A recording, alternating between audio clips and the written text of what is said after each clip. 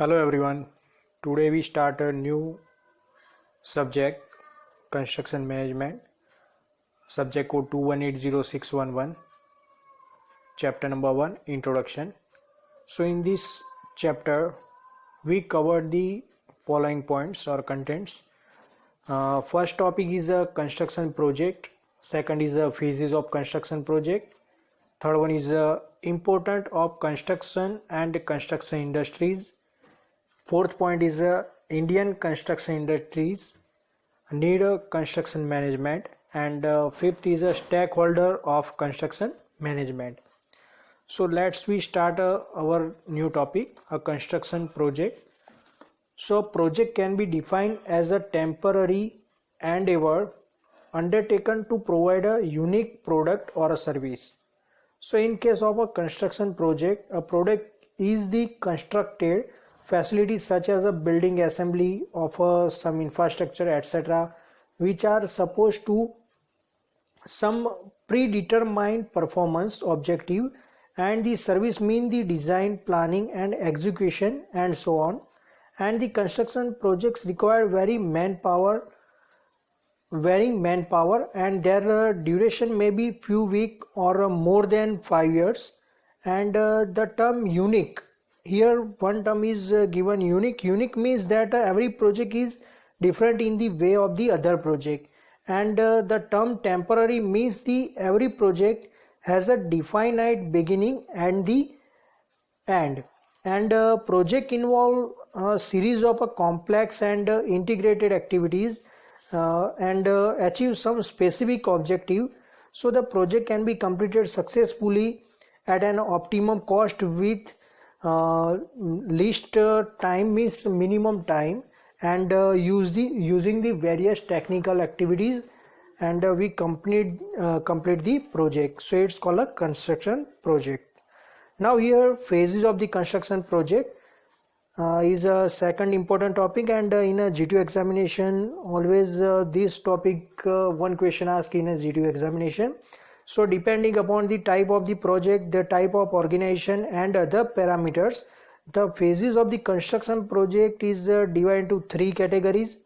First is a project pre-project phase, second is a project phase, and the third one is a post-project phase. So one by one we discuss on it. So first we start a pre-project phase. So name indicate pre-project means before starting of the project we done the work. It's a pre-project phase. So here pre-project phase consists of three sub phases. So first is ideation idea or initiation phase, and second is the project concept phase, and third one is the feasibility phase. So one by one we discuss on it. So first we start with ideation or initiation phase. So the ideation or initiation phase aim to identify all the possibility of the project, and like example, like municipal authority may be facing a problem of growing up parking near a prominent city milestone. So the municipal authority has to examine different options to solve the parking problem. So the options shall be assigned assist the mission or task and vision of the municipal authority and the availability of fund. So it's a initiation phases. It's an idea, not actually implemented. It's an idea to solve the problem of the parking. Next, second phase is a project concept phase. So as many concepts are identified in an initial stage, some section procedure is used to several concepts are selected to meet with the objective of the organization. And the project concept phase, a new construction project, is very important as the decision taken in this phase has a significant importance on the final cost. And in this phase the greatest degree of uncertainty about the future is cleared, and then the selected project concept are used to input for the feasibility phase. Now third one is the feasibility phase. So feasibility phase divided into main four concept. First is a conceptual, second is a project strategy, third one is a estimate, fourth is a approval. So we start with first is a conceptual. So for the selected project concept, the preliminary process diagram and the layout are prepared, and design basis and design brief are also formulated. And second is the project strategy. So the strategy in terms of selection of an in-house design team is carefully decided, and the resource required and their availability is discussed. Further, the number and the types of contractor required for execution of the project is also formulated.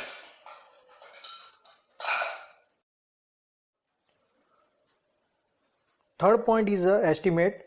So a preliminary estimate is to prepare with a reasonable accuracy by first breaking down the project into work elements or work part, etc. So the estimates may be prepared for each of the work package using the established historical database and the resource estimated for each of the work packages. Now fourth one point for the feasibility phase is a approval. So approval consists of a financial evaluation, identifying details of a funding and their timing, capital or revenue, etc., and a basis evaluation of a different options. Now here second point is the project phases. So the project phase is also considered as a project implementation phase, project recognition phase, or a project materialization phase. So it can be broken into the total 5 phases. So first is a basic design phase, second is a detailed design phase, third one is a tendering phase, fourth one is a execution or a construction phase, and fifth one is a closure or a completion phase. So one by one we discuss on it. So first we start with a basic design phase.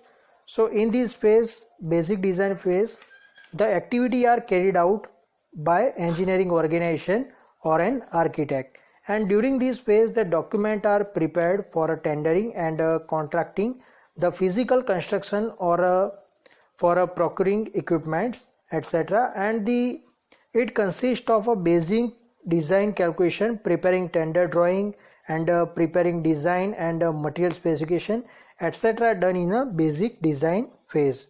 Second is a detailed design phase. So the detailed design may be done in-house through the contracting, and in some cases such as item rate contract, the detailed design may be required to be carried out before starting of the tendering process.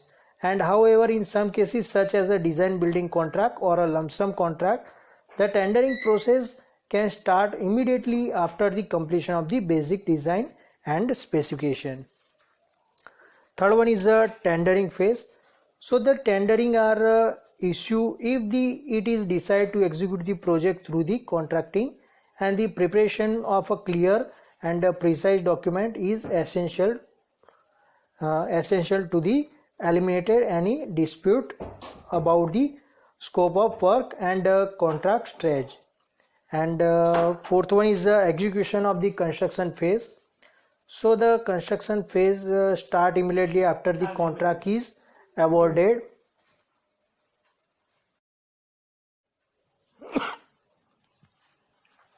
In case where the detailed drawing and the design were not available as a part of the tender document, so the contractor proceed with the preparation of detailed design and drawing and follow it up with construction. And in some cases preparation of a detailed design and construction may be processed simultaneously for a design and construction. Now fourth one is a closure or a completion phase. So in a closure or completion phase, in this phase the major equipment are tested and commissioned, and constructed facilities totally in handover to the client for a use. So the client issue approval of a work and completion certificate after all the works has been checked and founded in to be in order. Now third is a post project phase. So here in a post project phase, in this phase the responsibility of the materialization deliverable is transferred from the engineer and the architect and the general contractor to the owner. So here the post project phase can be discussed or divided into two parts. First is a utilization phase and second is a close down phase. So in a utilization phase, the client and end user make use the finish the project, and the performance of the constructed facility is mentioned at the regular interval, and maintenance at regular interval is performed. And second phase is a close down phase. So once the project has lived its intended life, it is dismantled and disposed of. So the entire cycle explained under the different phases is prepared. Now next topic is the importance of the construction industries. So the construction industry is an integral part of the infrastructure such as houses, offices, townships, school, hospital, urban infrastructure like water supply, sanitation, highway, ports, railway, airports, power station, irrigation, industrial infrastructure, and so on. So the importance of the construction can be measured from the fact that the construction of a certain infrastructure project may be high as a 60 to 80% of the project cost, and the construction is recognized as the basic input for the socio-economic development and in general sustainable employment, and it is employ not only engineer, manager and skilled worker but also unskilled male and female worker for a rural and urban area. So here the multiplying factor between the growth rate and construction growth rate, GDP has been range of the 1.5 to 1.6 in construction industries, and the construction products such as a building, road, power plant having a long life when compared to the product of the other industry. Like in general, the construction industries of a country depicts the health of the economy of the country, and it is imperative that the industry is properly nurtured and the growth of overall economy. Now in the next topic, need of the construction in management. So why construction management is required? So here total main 5 requirement why construction management or need of the construction management is required. So here 5 point is given. So this is most important question asked in a GTO examination. So first is a coordinate between the different agencies. So construction management is required. Second is a development of manpower and machinery. Third one is the economy in construction. Fourth one is the speed of the construction, and fifth one is quality control of a material and workmanship. So first we start with a coordination between the different agencies. So to make the construction management effective, it is required to coordinate between the various agencies engaged during the construction and the organization the input in an effective way to maximize the output at a minimum cost. So here main benefit is that so we input the minimum and we got the output maximum with a minimum cost. So second is the development of manpower and machinery. So the project management aim to coordinate and the organize sufficient efficient manpower and machinery. Also new tools of management such as a bar chart, critical path method means CPM, program evaluation review technique means PERT are used for the planning and mentoring the construction activities. So we develop or prepare a bar chart or CPM and PERT chart to planning and mentoring of the construction activity. Now third one is the economy in construction. So the construction management also work out the best alternative to get the best product or result at a minimum cost. And fifth one is the speed of the construction. So For the speed of the construction, the project management is needed as it gives the best alternative to complete the project in optimum time and cost using the least management technique. Now, sixth one is a quality control of material and workmanship. So, to quality control of the material and workmanship, the project management is required. So, here quality control, quality check is compulsory required in a construction industries. So here in a construction management, quality control of the material and workmanship is done by the construction management. Now next is the stakeholder of the construction management. So here there are total 6 stakeholders is there. First is the architect, second is the owner, third one is the contractor, fourth one is the engineer or consultant, fifth one is a subcontractor or supplier or vendor, and sixth one is a lawyer or a insurer. So this topic we discuss in a next lecture.